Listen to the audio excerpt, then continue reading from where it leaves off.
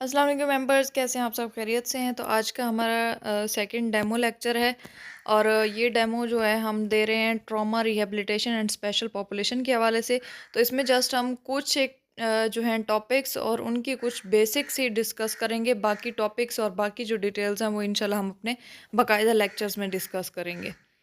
First of all हमारे पास आ जाता है trauma. Trauma refers to the physical and psychological injuries और distressing experience that athletes may encounter as a result of their participation in sports activities. कि जब एक जो athlete है वो किसी भी स्पोर्ट में काम कर हिस्सा ले रहा होता है, ठीक है, कोई भी स्पोर्ट्स एक्टिविटी परफॉर्म कर रहा होता है, तो उस टाइम जो उसको फिजिकली यानी कि उसको बैरूनी तौर पर, उसके जिस्मानी तौर पर या फिर साइकोलॉजिकली उसको कोई भी इंजरी पहुंचती है, ठीक है, या फिर उसको किसी भी स्ट्रेसिंग एक्सपीरियंस का सामना करना पड़ता है, तो ये सारा किस में आ जाता है? ये हम ट्रॉमा में पढ़ते हैं, ठीक है। This can be both immediate, यानी कि जो ये इमीडिएट भी हो जाती है, इमीडिएट फिजिकल इंजरी हो सकती है जैसे कि फ्रैक्चर्स हो गए, ठीक है, या फिर कंकशन। फ्रैक्चर्स यानी कि कोई आप लोगों की हड्डी के ऊपर चोट लग सकती है, वहाँ पर हड्डी की तोड़ फोड़ हो सकती है। या कंकशन यानी कि आपको कहीं पर भी बहुत ही गहरा किस्म का ज़ख़म पड़ सकता है, बहुत ही गहरी किस्म की चोट पड़ सकती है जिसकी वजह से नील हो सकता है या फिर खून जम सकता है या कुछ भी हो सकता है, ठीक है। तो ये किस में आ जाते हैं? फिजिकल इंजरीज में। As well as lasting emotional and psychological effects. तो इसमें इमोशनल और साइकोलॉजिकल भी आप लोगों के ऊपर इफेक्ट्स हो सकते हैं, stemming from events like witnessing severe injuries, experiencing performance related pressure और facing verbal abuse from coaches और टीममेट्स। तो इसमें यानी कि आप लोगों की इमोशनल और साइकोलॉजिकल भी आप लोगों को आप लोगों के ऊपर असर हो सकता है, जैसे कि आपको कोई इंजरी लग गई है उसकी वजह से, ठीक है, या फिर आपके ऊपर वो एक एक्टिविटी आप परफॉर्म कर रहे हो उसका इतना प्रेशर है कि आपको कुछ समझ नहीं आ रही, या फिर आपके जो कोचेज़ हैं या आपके जो टीममेट्स हैं, अगर आप बुरे तरीके से परफॉर्म कर रहे हैं या कहीं पर आपको गलती हो गई है, आपसे गलती हो गई है, ठीक है, तो वो आपको अब्यूज़ कर रहे हैं, आपको गालियाँ निकाल रहे हैं, आपको बुरा भला कह रहे हैं, ठीक है। तो ये सारा जो एक्सपीरियंस आप लोगों ने करना होता है ना, ये किस में हम लोग इसको देखते हैं, इसको हम ट्रॉमा के अंदर देखते हैं, ठीक हो गया। आगे हम डिस्कस कर लेते हैं some common types of trauma. तो इसमें हम जस्ट इनके नेम देख लेते हैं, बाकी डिटेल हम अपने लेक्चर में देखेंगे। Physical trauma, emotional trauma, psychological trauma, complex trauma, acute trauma and chronic trauma. तो ये कुछ बेसिक टाइप्स हैं ट्रॉमा की। Trauma and injury are related terms but they have distinct meaning in different context. तो trauma और injury जो है वो तकरीबन एक जैसे समझे जाते हैं, लेकिन फिर भी किसी हद तक इनके जो मीनिंग्स हैं ना वो एक दूसरे से डिफरेंट है। डिफरेंस देख लेते हैं ट्रॉमा और इंजरी के हवाले से। Trauma refers to the psychological and emotional trauma refers to the psychological and emotional response to a distressing और डिस्ट्रीब्यूटिंग इवेंट, ठीक है। तो ट्रॉमा जो है वो आपका साइकोलॉजिकल या फिर आपको इमोशनली आपके साथ कोई मसला हुआ है, आपके साइकोलॉजिकली या फिर इमोशनली आपको किसी चीज़ का रिस्पॉन्स देने में मुश्किल आ रही है, आपको कोई प्रॉब्लम हो रही है, तो वो ट्रॉमा में हम पढ़ते हैं। It involves the emotional impact and lasting effect of an individual that overwhelms an individual's ability to cope। ठीक है, तो ज़ाहिर है इमोशनली या फिर आप साइकोलॉजिकली जो है आप किसी चीज़ के अंदर इन्वॉल्व नहीं हो रहे, उसके अंदर आपका ज़हन नहीं है, आपको उस चीज़ की समझ नहीं आ रही या आप अपना रद्द अमल नहीं दे रहे, ठीक है, तो उसकी वजह से आपकी क्या है कि आपकी जो एबिलिटी होगी उसके ऊपर भी असर होगा, ठीक है। तो इस वजह से जो एक इंडिविजुअल है, जो एक एथलीट है, वो अपनी एबिलिटी खो देता है, वो अपनी एबिलिटी को बेहतर तरीके से परफॉर्म नहीं कर सकता। Trauma can result from a range of experiences including accident, violence, natural disaster और अदर डायस्ट्रेसिंग इवेंट्स। तो ट्रॉमा किसकी वजह से हो सकता है कि अगर आपने कोई बुरा जो है वाकया आपके सामने से गुजरा हो तो उसकी वजह से आपको ट्रॉमा हो सकता है, ठीक है। तो जैसे कि आपने एक्सीडेंट कहीं देखा हो, तो अगर कहीं पर ब्लड की बात हो, कि खून की बात हो रही है, आपको वही एक्सीडेंट याद आ जाता है, ठीक है। वायलेंस, आपने किसी पे तशद्दुद होते हुए सुना हो, तो आप कहीं पढ़े लड़ाई झगड़ा, तो आपको वही बात याद आ जाए। नेचुरल डिज़ास्टर के कहीं पर आपने देखा हो कि सैलाब को देखा हो या फिर अपनी आँखों से सैलाब को देखा हो या ज़लज़ले के देखे हो या कोई भी ऐसा नेचुरल डिज़ास्टर देखा हो और उस चीज़ का ज़िक्र कोई कर रहा हो, तो आपके सामने वही चीज़ जो है, वो पिक्चर्स, वो सारा कुछ वापस आ जाए, ठीक है? या कोई भी इस तरह का और इवेंट आप लोगों ने देखा हो अपनी आँखों से जो अच्छा ना हो, तो जब उसका नाम लिया जाए वो दोबारा आपके सामने फ्लैशबैक होकर आए। It can lead to symptoms such as anxiety, depression, flashbacks and difficulty functioning. ठीक है, तो ये कुछ एक फंक्शंस हैं जो ट्रॉमा के होते हैं, जैसे कि इसमें एग्जाइटी आ जाता है, डिप्रेशन में बंदा चला जाता है, आपको बार बार पिछली जो वाक़यात हैं वो याद आते हैं, या फिर आप लोगों का जो ज़हन होता है वो काम करना ही छोड़ जाता है, या उसमें मुश्किलात आती हैं सही तरीके से काम करना। नेक्स्ट आपके पास आ जाता है injury. An injury refers to the physical damage to the body's tissues organ और बोन्स। तो ये एक फिजिकल डैमेज होता है, यानी कि ये आपके जिस्म के ऊपर डैमेज होता है, ठीक है? इसमें आपके जो बॉडी है उसके टिश्यूज डैमेज हो सकते हैं, आपके डिफरेंट ऑर्गन्स, आपके अज़ा जो हैं वो डैमेज हो सकते हैं, या फिर आपकी हड्डियों को भी जो है चोट लगे तो अक्सर हड्डियाँ टूट जाती हैं या उसमें फ्रैक्चर्स आ जाते हैं, ठीक है? तो ये इंजरी जो है ये फिजिकल इंजरी होती है। It can result from accidents, fall, sports related incidents, violence और other events that cause harm। ठीक है, तो इसमें एक्सीडेंट हो जाए या आप गिर जाएं या फिर स्पोर्ट्स की वजह से आप लोगों को खेलते हुए कोई चोट लग जाती है या आपके ऊपर किसी ने तशद्दुद की है, या और इस तरह के जो नुकसानदेह जो वाक़यात होते हैं उनकी वजह से आपको इस इंजरी का जो है सामना करना पड़ता है। Injuries can vary in severity from minor cuts and bruises to more serious conditions like fractures, pain and traumatic brain and injuries। ठीक है, तो ये छोटी मोटे जिस तरह से कट लग जाते हैं, छुरी से कट लग गया या आप लोगों को छोटी चोट लग गई तो उसके ऊपर नील पड़ गया, ये इंजरीज जो होती हैं इनकी टाइप्स होती हैं कि ये माइनर कट्स ब्रूजेस से लेकर सीवियर किस्म की जो है इंजरीज हो सकती हैं, जस्ट लाइक फ्रैक्चर्स हो गया, ठीक है? फ्रैक्चर हो गया आपकी हड्डी के ऊपर, आपको मोच आ गई है, ठीक है? आपको दिमाग के ऊपर चोट लग गई है, यानी कि सर के ऊपर चोट लग गई है, ठीक है? तो ये सीवियर किस्म की जो है इंजरीज होती हैं। Injuries can have both immediate physical consequence and potential long term effects on an individual's health and well-being। ठीक है, तो ज़ाहिर है जितनी गहरी इंजरी होगी उतना ही उसका असर रहेगा, तो ये आपके काम करने के ऊपर, आपकी जो पोटेंशियल है उसको भी हार्म कर सकते हैं, बाकी आपकी हेल्थ भी इससे ख़राब हो सकती है, ठीक है? तो ये इंजरी जो है इसका आपके ऊपर बहुत ही गहरा असर होता है। नेक्स्ट हमारे पास आ जाता है rehabilitation. Rehabilitation refers to the process of restoring an individual's physical, mental, and social abilities that have been compromised due to injury, illness, addiction or other factors। तो rehabilitation आप कह सकते हैं, एक तरह के इलाज को आप कह सकते हैं, ठीक है? तो इसमें जो है जो एक इंडिविजुअल की जो किसी भी वजह से किसी बीमारी की वजह से, किसी चोट की वजह से या किसी चीज़ की वो उसको एडिक्शन हो गई थी या बाकी किसी भी वजह से जो वो अपनी फिज़िकल, मेंटल या सोशल एबिलिटीज़ खो चुका है, तो उनको रीस्टोर करना, मतलब जो आप अपनी सलाहियतें खो चुके हैं, चाहे वो फिज़िकल हैं, चाहे मेंटल हैं या फिर वो सोशल यानी कि समाजी हैं।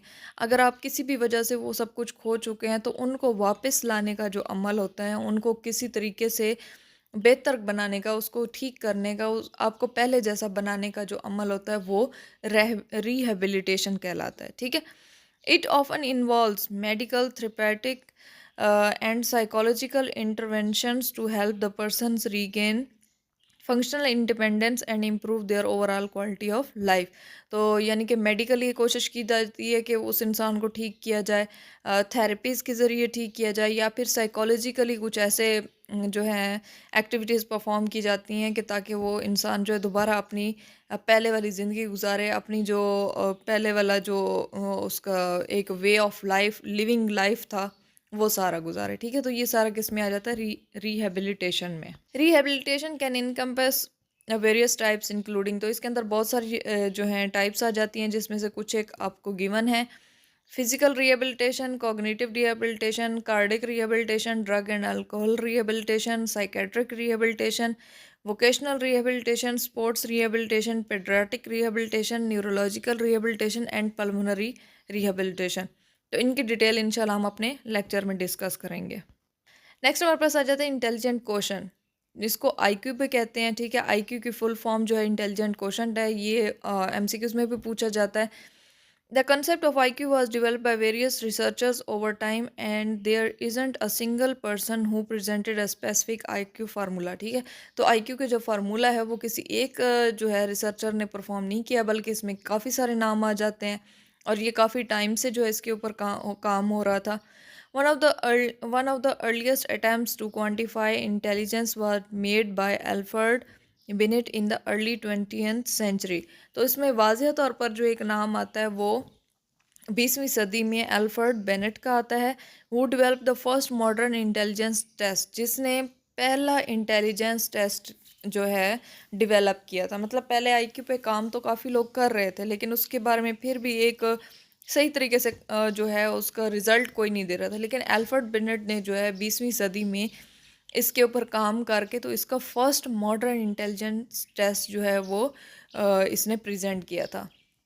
His work led the foundation for later IQ test. तो इसके बाद यानी कि इनके बाद अल्फ्रेड बिनेट के बाद जो है इनका जो काम था, इनका जो टेस्ट था, उसने आईक्यू के ऊपर जो है एक बहुत गहरा असर जो छोड़ा था. और उसकी जो एक फाउंडेशन आप कह सकते हैं, क्योंकि आईक्यू टेस्ट की जो फाउंडेशन है वो अल्फ्रेड बिनेट ने दी थी. ठीक है, IQ or intelligent quotient is a measure used to assess a person cognitive abilities and intellectual potential. तो IQ जो है आप कह सकते हैं कि एक इंसान की सोचने समझने की सलाहियत, ठीक है, वो कोई काम कैसे करता है, किसी चीज़ को कितने जल्दी पिक करता है, किसी चीज़ का कैसे रिस्पॉन्स करता है. तो ये सारी जो एक एबिलिटीज़, ये पोटेंशल है ना, ये हम IQ में किसी भी इंसान का जज करते हैं. It's typically determined through various standardized tests designed to evaluate skills such as logical reasoning, problem solving, memory and mathematical ability. ठीक है, तो इसमें काफ़ी सारे ऐसे जो हैं टेस्ट लिए जाते हैं ताकि किसी भी पर्सन की, किसी भी इंसान की जो है लॉजिकली वो किसी चीज़ को कैसे देखता है, वो उसके अंदर किसी चीज़ को प्रॉब्लम उसको दी जाए, उसको सॉल्व कैसे करता है, उसकी मेमोरी कितनी है यानी कि उसकी यादाश्त कितनी है, और मैथमेटिकली यानी कि हिसाब किताब में वो किस तरह का है. ठीक है, तो ये सारा जो है वो आईक्यू में इंसान का जज किया जाता है. The average IQ score is set at 100. ये भी एमसीक्यूज में पूछा जाता है कि एवरेज आईक्यू स्कोर क्या है, तो वो 100 होता है. With higher scores indicating above average intellectual abilities and lower score indicating below average abilities. तो जिसका आईक्यू लेवल बहुत ज़्यादा होता है उसका 100 से ऊपर स्कोर होगा, और जिसका आईक्यू लेवल कम होता है उसका 100 से नीचे स्कोर होगा. तो intellectual disability refers to a significant limitations in cognitive functioning and adaptation. तो इंटेलेक्चुअल डिसेबिलिटी कहते हैं कि किसी चीज़ को सही तरीके से परफॉर्म ना कर सकना, किसी चीज़ को सही तरीके से काम किसी चीज़ के हवाले से ना कर सकना. ठीक है, तो आपकी जब सोचने समझने की सलाहियत या किसी चीज़ को अडॉप्ट करने की सलाहियत जब एक हद तक लिमिट हो जाती है, मतलब आप उससे ज़्यादा उसको अडॉप्ट नहीं कर सकते, तो ये आपकी इंटेलेक्चुअल डिसेबिलिटी में आ जाता है. ठीक है, it typically manifest during the developmental period and can impact a person's ability to learn, reason, solve problem and communicate effectively. तो मतलब जब आपका डेवलपमेंटल पीरियड होता है तो ये उस टाइम यानी कि उस इंडिविजुअल के ऊपर असरअंदाज होता है. अब डेवलपमेंटल पीरियड आपकी पैदाइश से पहले भी होता है, मतलब जब आप माँ की गोद में होते हैं, मतलब जब प्रेगनेंसी होती है उस टाइम भी हो सकता है. ठीक है, इसके बाद जब बच्चा बड़ा होता है, जो जो छोटा बच्चा होता है वो जब सीखने का उसका मरला होता है, ठीक है, तो उस टाइम भी इस चीज़ के असरात आप पे हो सकते हैं. और इसकी वजह से क्या होता है कि आप जो अपनी सोचने समझने की सलाहियत है, किसी चीज़ को जो है कोई मसला आ गया उसको किसी प्रॉब्लम को सॉल्व करने की सलाहियत, या फिर आप दूसरे लोगों के साथ कम्युनिकेट करने की जो सलाहियत होती है ना, उसके अंदर आप लोगों का कोई ना कोई प्रॉब्लम आ जाता है. Factors science of intellectual disability will be discuss later. तो इसकी जो बाकी डिटेलिंग है वो इंशाल्लाह हम बाद में डिस्कस करेंगे. Posture.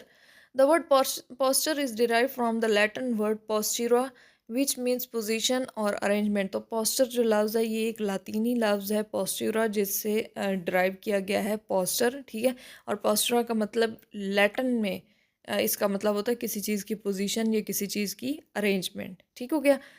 It encompasses the way a person body is arranged or positioned in space. कि आपकी जो बॉडी है या किसी भी इंसान की जो बॉडी है वो स्पेस के अंदर किस तरह से रखी गई है, किस तरह से पोजीशन उसकी है, या किस तरह से उसकी अरेंजमेंट है, particularly in relation to the alignment of the spine limbs and muscles. तो इसमें जो मेन चीज़ देखी जाती है कि आपकी रीढ़ की हड्डी की शेप कैसी है, मतलब रीढ़ की हड्डी, आपके जो बाजू, टांगे और आपके मसल्स, इन सब की बनावट की बेसिस पर जो है आपका पोस्चर जो है वो जज किया जाता है।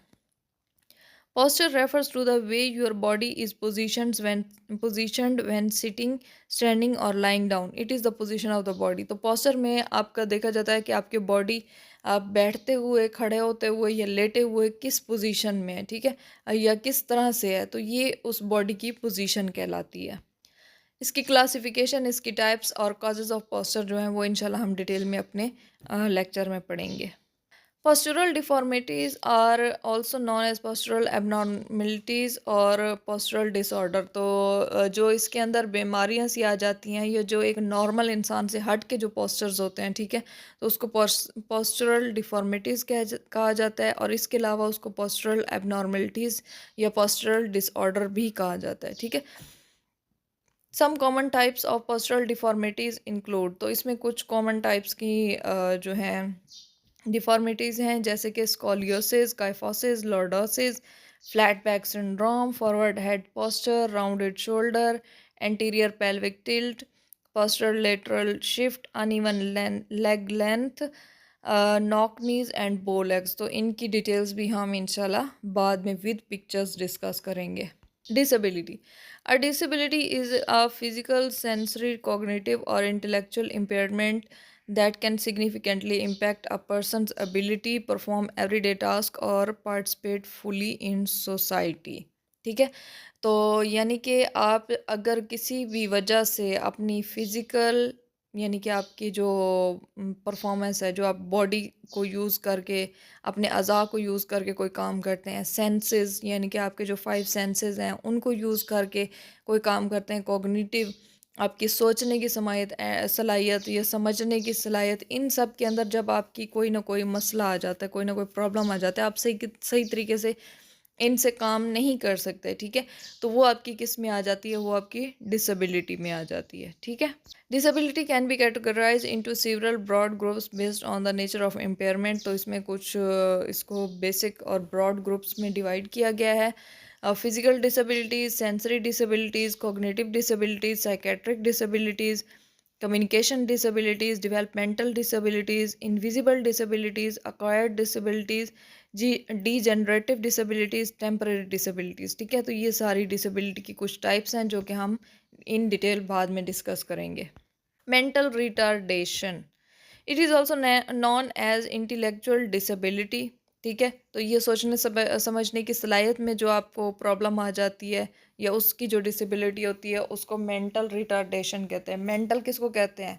जहनी, ठीक है, सोचने समझने की, और रिटार्डेशन यानी कि उसके अंदर रुकावट आ जाना, उसके अंदर बेहतर तरीके से काम ना करना। तो मेंटल रिटार्डेशन यानी कि आपके जहन से रिलेटेड, आपसे आपके दिमाग से रिलेटेड जब कोई डिसेबिलिटी आ जाती है। Is a condition characterised by limitation in cognitive functioning and adaptation. तो यानी कि आप किसी चीज़ को, आपका जहनी तरीके से, जहनी तौर पर आप किसी चीज़ को सही तरीके से काम नहीं कर रहे किसी चीज़ के हवाले से, या आप किसी चीज़ को एक्सेप्ट नहीं कर रहे, ठीक है, तो वो मेंटल रिटार्डेशन में आ जाता है। It affects a person's ability to learn, reason, and solve problems, which can result in difficulties with communication, self-care, and social skills। ठीक है, तो ये किस चीज़ पर असर अंदाज होता है कि किसी भी इंसान के सोचने समझने की सलाहियत, ठीक है, सीखने की सलाहियत, किसी चीज़ को जांचने की सलाहियत, या किसी मसले का हल करने की सलाहियत, इन सब के ऊपर ये असरअंदाज होती है, जिसकी वजह से उस इंसान को कम्युनिकेशन करने में प्रॉब्लम होती है, मतलब बातचीत करने में, लोगों के साथ मेल जोल रखने में, ठीक है, अपनी हिफाजत करने में, या बाकी भी जितनी सोसाइटी की जो समाजी स्किल्स हैं, महारतें हैं, उनको सीखने में, उनको परफॉर्म करने में जो है मुश्किल पेश आती है। Stages of mental retardation are, तो इसमें कौन कौन से स्टेजेस हैं? Mild intellectual retardation, moderate intellectual retardation, severe intellectual retardation, profound intellectual retardation. तो ये कुछ एक स्टेजेस हैं जो इंशाल्लाह हम बाद में डिस्कस करेंगे। जी, हमारे पास लास्ट टॉपिक आ जाता है स्पेशल पॉपुलेशन का। Special population refers to a group of individuals who have specific needs, abilities और सर्कमस्टांसेस, ठीक है? तो ऐसा कोई भी इंडिविजुअल्स का ग्रुप जिनको ख़ुसूसी उनको तवज्जो चाहिए होती है, उनकी ज़रूरियात होती हैं या उनकी कोई एबिलिटीज़ होती हैं या उनको किसी सरकमस्टांसेस से वो गुज़र रहे होते हैं, ठीक है? तो वो जो एक स्पेशल ग्रुप होता है उसको हम स्पेशल पॉपुलेशन कहते हैं, ठीक है? That requires tailored approach to physical activity and fitness instruction. तो मतलब उनको फिज़िकल एक्टिविटीज़ परफ़ॉर्म करने के लिए या उनकी फ़िटनेस के लिए आप जो इंस्ट्रक्शंस देते हैं या उनको जिस तरह से ट्रीट कर रहे होते हैं, तो वो जो एक ग्रुप होता है उसको स्पेशल पॉपुलेशन कहते हैं। This can include groups such as, तो इसमें कौन कौन से ग्रुप्स आ जाते हैं? इंडिविजुअल विद डिसेबिलिटीज़, कि ऐसा कोई भी इंडिविजुअल जिसको डिसेबिलिटीज़, किसी भी किस्म की डिसेबिलिटी का सामना करना पड़े। ओल्डर एडल्ट्स, के जो बड़े बुज़ुर्ग होते हैं। प्रेग्नेंट वुमेंस, हामला ख़वातीन हो गई। चिल्ड्रन विद स्पेशल नीड्स, के बच्चे ऐसे जिनको स्पेशल तौर पर ट्रीट किया जाए किसी बीमारी की वजह से या किसी डिसेबिलिटी की वजह से। And individuals with chronic health condition, तो ऐसे इंडिविजुअल्स जो क्रोनिकली जो हैं ठीक नहीं होते, ठीक है? तो ये सारे किस में आ जाते हैं? ये स्पेशल पॉपुलेशन में आ जाते हैं। जी, तो आपको पता है कि हमारा जो है सेशन स्टार्ट होने जा रहा है। ये हमारे 2 डेमो लेक्चर्स थे। फर्स्ट डेमो लेक्चर का लिंक आप लोगों को डिस्क्रिप्शन में मिल जाएगा। तो zone of sports science and physical education, जो हमारी बुक इंशाल्लाह बहुत जल्द हम लोग पब्लिश करने जा रहे हैं, उस बुक के हवाले से ये एक सेशन है। तो अगर आपको हमारी वीडियोस पसंद आती हैं तो आप इसको, हमारे चैनल को kindly like, subscribe and share ज़रूर कीजिएगा। और हमारे चैनल का नाम है zone of sports science and physical education. Okay जी, टेक केयर, फ़ी अमानिल्लाह।